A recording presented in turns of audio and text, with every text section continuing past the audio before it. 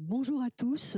Donc aujourd'hui, on accueille l'ENSA, l'École nationale supérieure d'art de Limoges, deux professeurs, Camille Vacher et Patrice Bloin, qui ont, avec leurs étudiants de licence, proposé, eh bien, à partir du document qu'on leur avait remis, qui est un texte de Jacques-Joseph Juge de Saint-Martin, dans le cadre de l'exposition qui est ici au pôle patrimoine, un texte qui s'appelle Description pittoresque d'une métairie.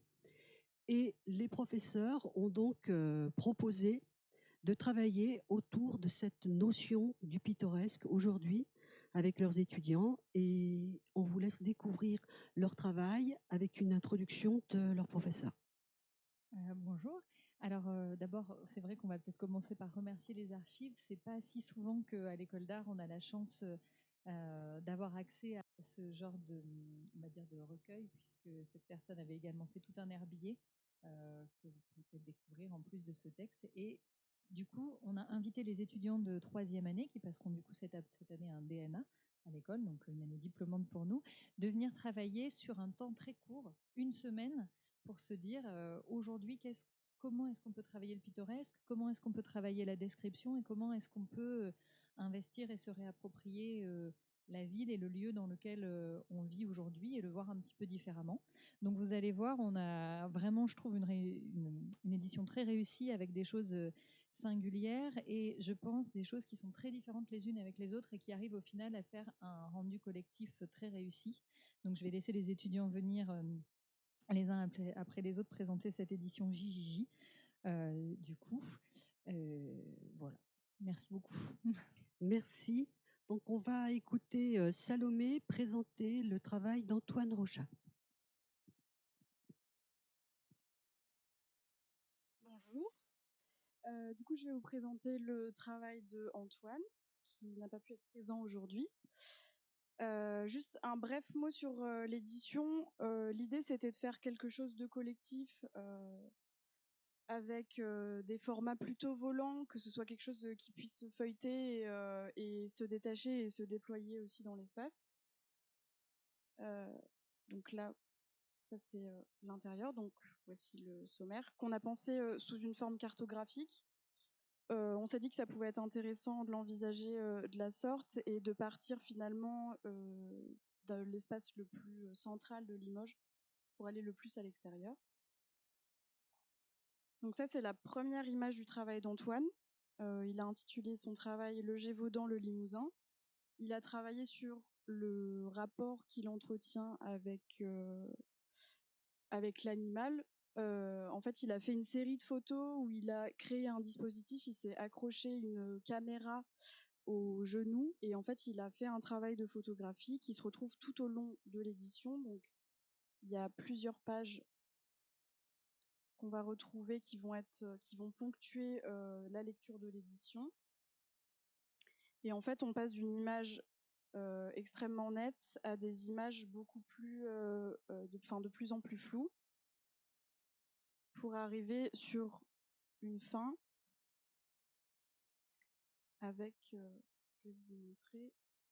Donc ça, c'est la troisième photo. Et du coup, on passe à la dernière image, qui est celle-ci. Voilà, donc il s'est attaché à parler de son rapport euh, à, cet aspect animal et en fait, du coup, il a fait toute une série de photographies euh, qui viennent comme ça s'interposer entre les travaux de chacun. Voilà.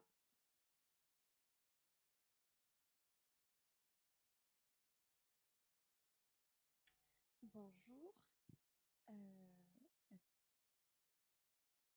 Je suis partie d'un lieu que j'avais déjà repéré il y a un moment, qui se trouve être un débarras de café, donc l'arrière d'un café avec des trucs partout par terre, un peu sale, avec une petite odeur de moisissure.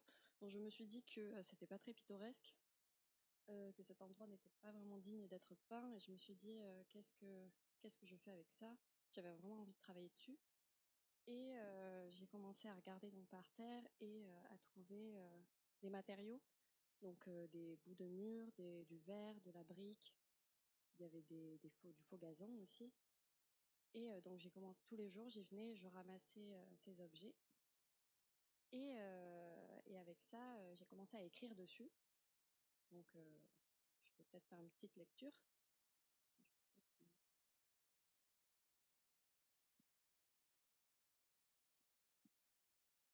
L'unique hortensia s'est décrochée du paysage, écrasée sur la terre, ses fleurs ont noirci.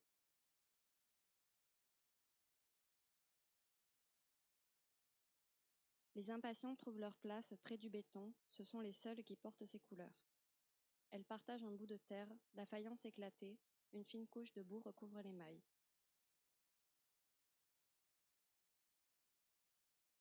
Il y a des tapis, comme du faux gazon, étalés, pliés, retournés sur le sol, ajout du faux vert au vert naturel. Du blanc sur le vert, un mur en morceaux sur le gazon artificiel.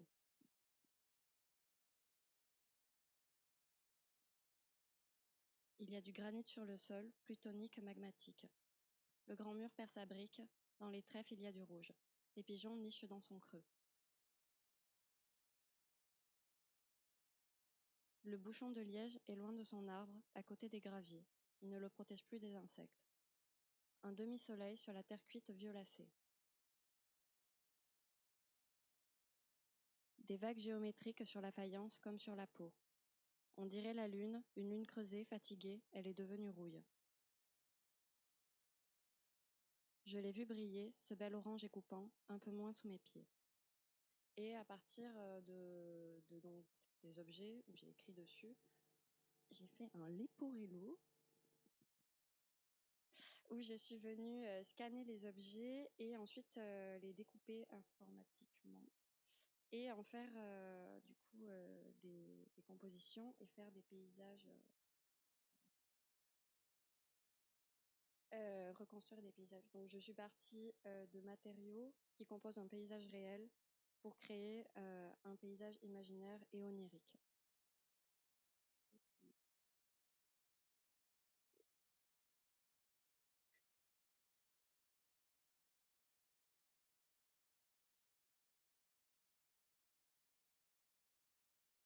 Et voici. Merci beaucoup.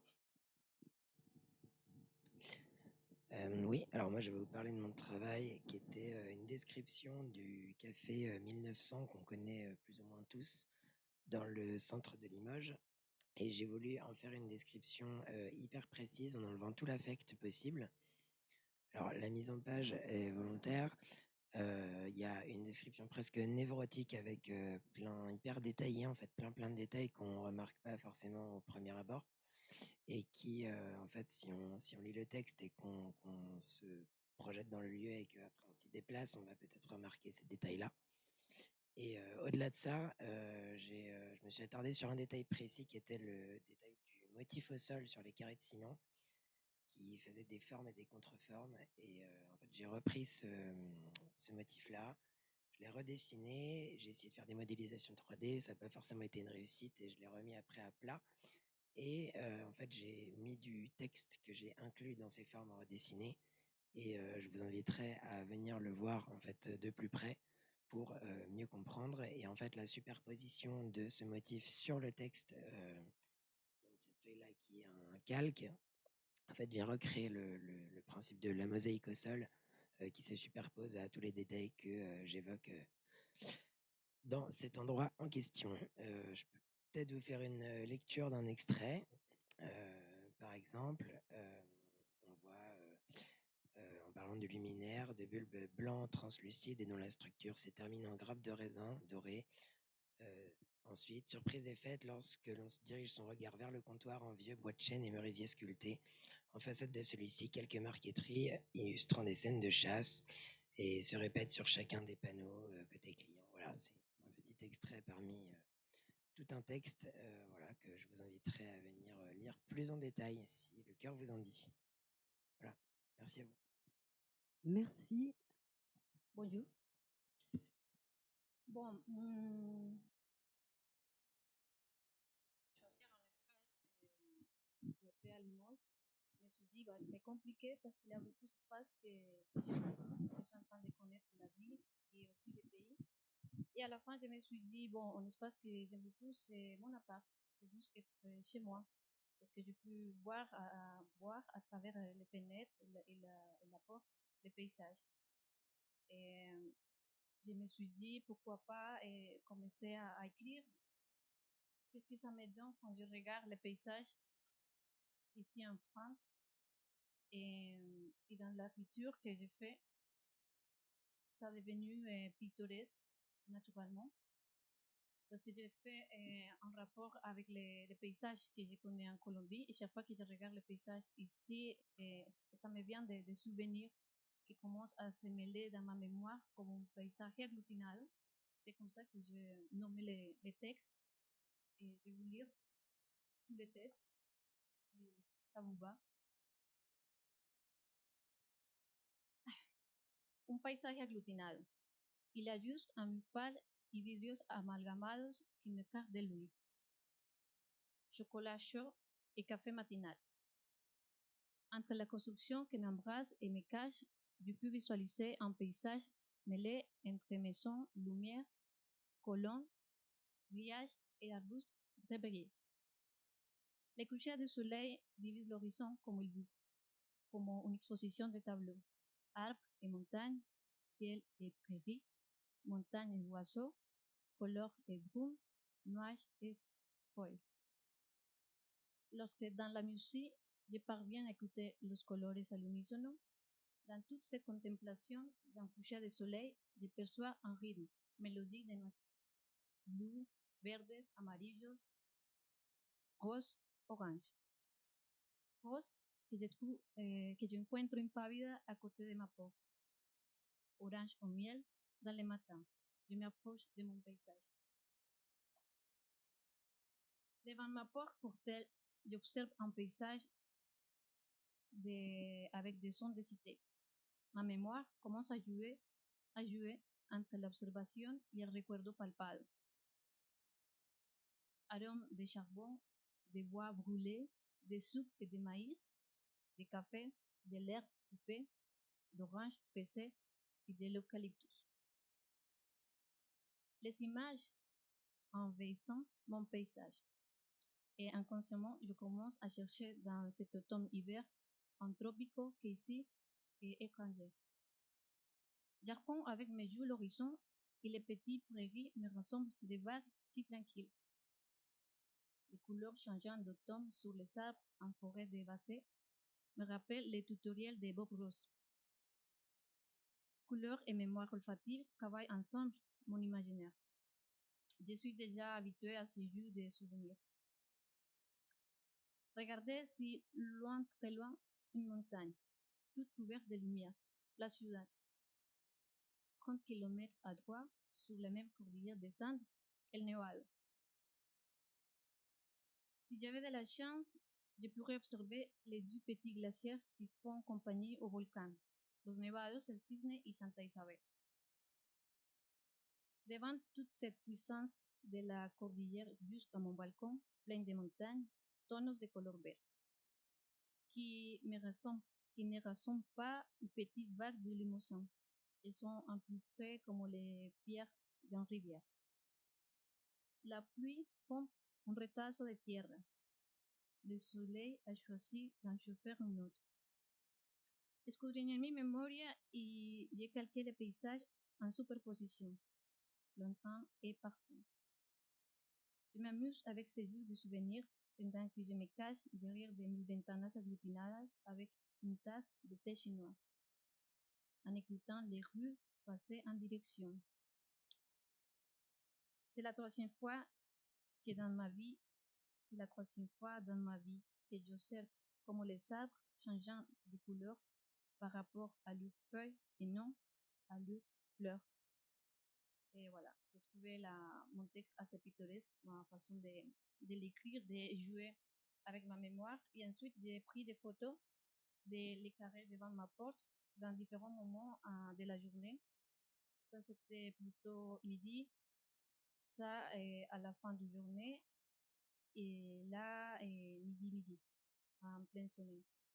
Et c'est juste un jour de mémoire. Chaque vers, chaque nuancier, ça me fait penser jusqu'à à tous les souvenirs que j'ai dans la mémoire qui commencent à s'agglutiner entre mon passé et la vie que j'ai fait ici. En fait.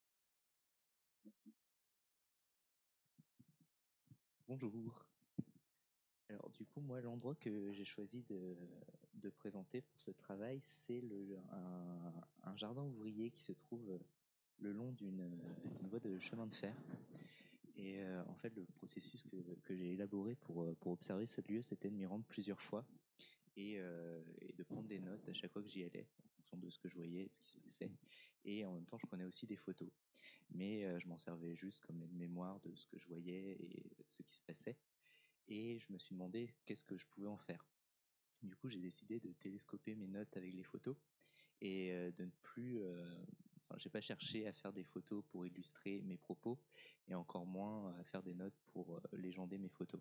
Donc, j'ai fait une mise en page qui essaye de faire cohabiter les deux entre mes notes et mes photos.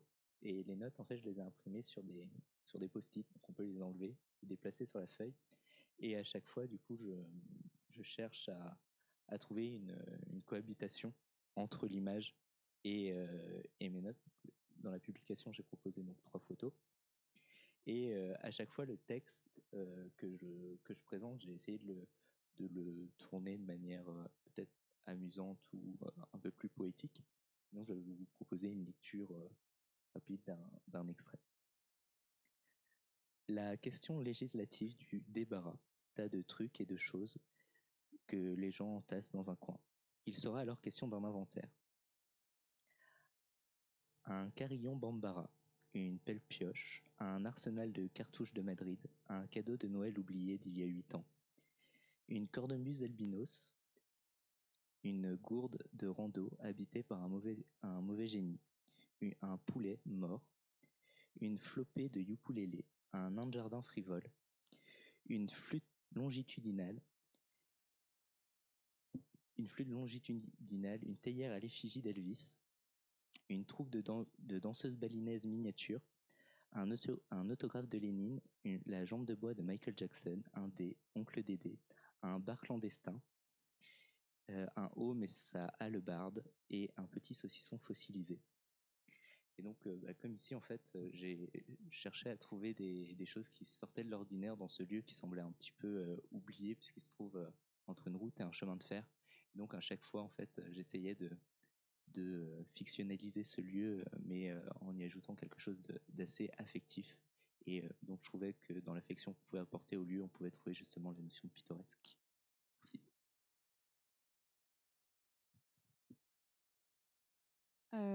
Du coup, je vais vous parler de mon travail cette fois-ci.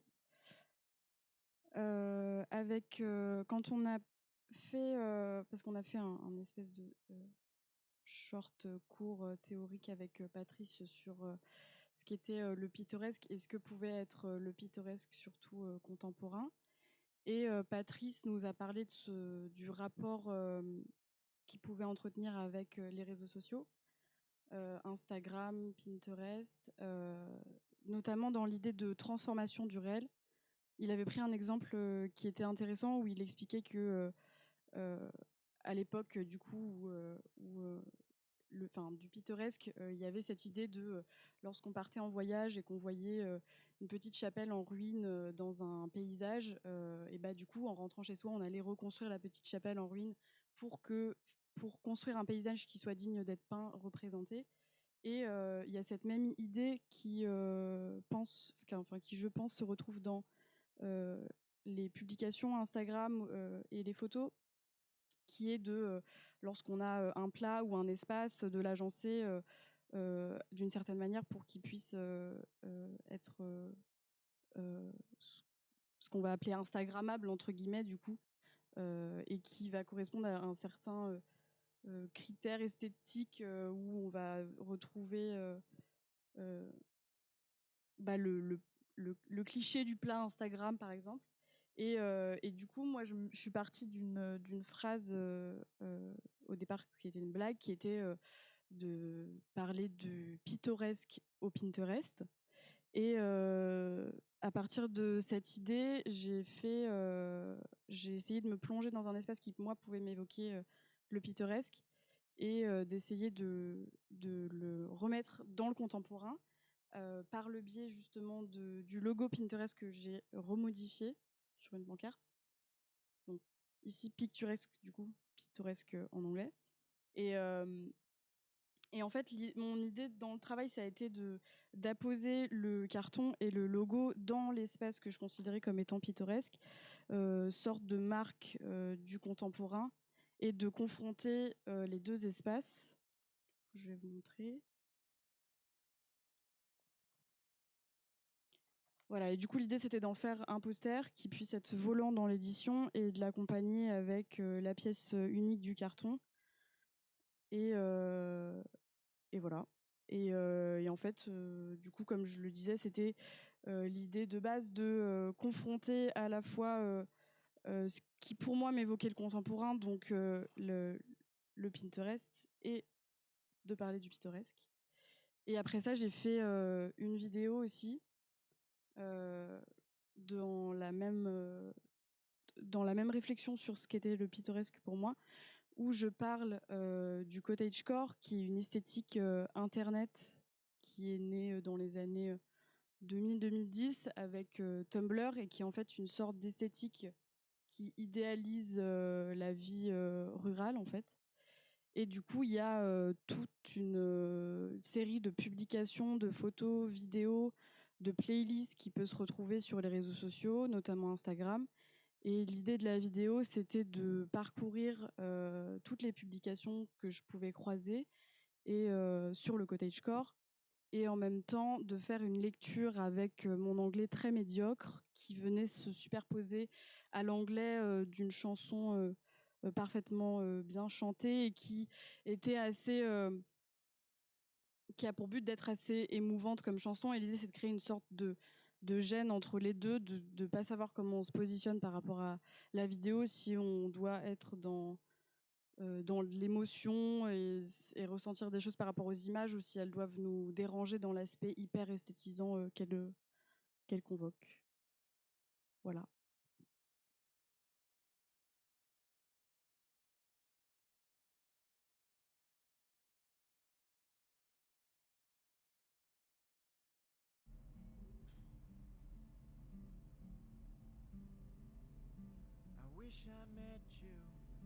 Welcome to the community of cottagecore dreamers. We dream of a simple and peaceful life in nature.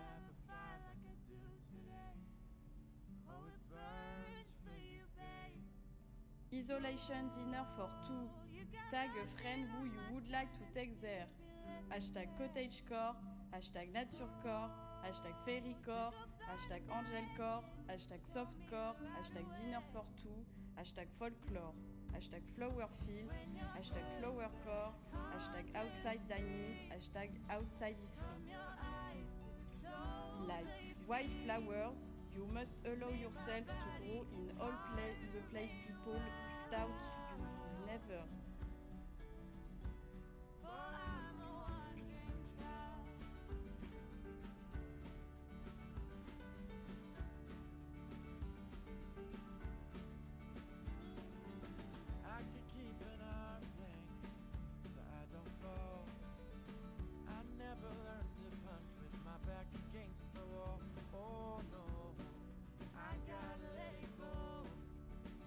Hashtag hashtag co-girlcore.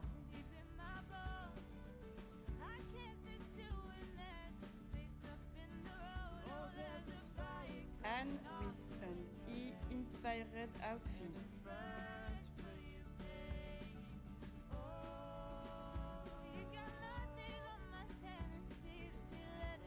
Find your peace.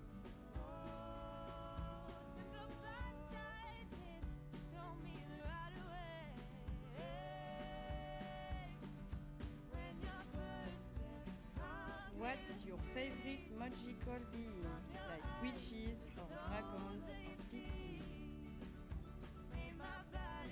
How should I care my pumpkin?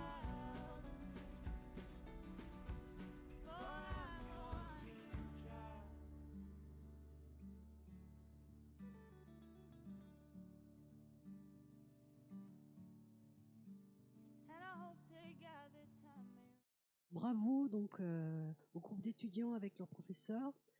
Pour faire court, quand on a proposé de travailler sur ce texte de Jacques-Joseph Juge de Saint-Martin, enfin, que vous avez choisi, Description pittoresque d'une métairie, lui, il est à la fin du 18e, début 19e, il décrit son environnement, il décrit pourquoi il l'aime, pourquoi il l'a cultivé, il l'a planté, comment il a inscrit son action dans le temps. Il écrit aussi des poésies, il est sensible aux couleurs, aux paysages.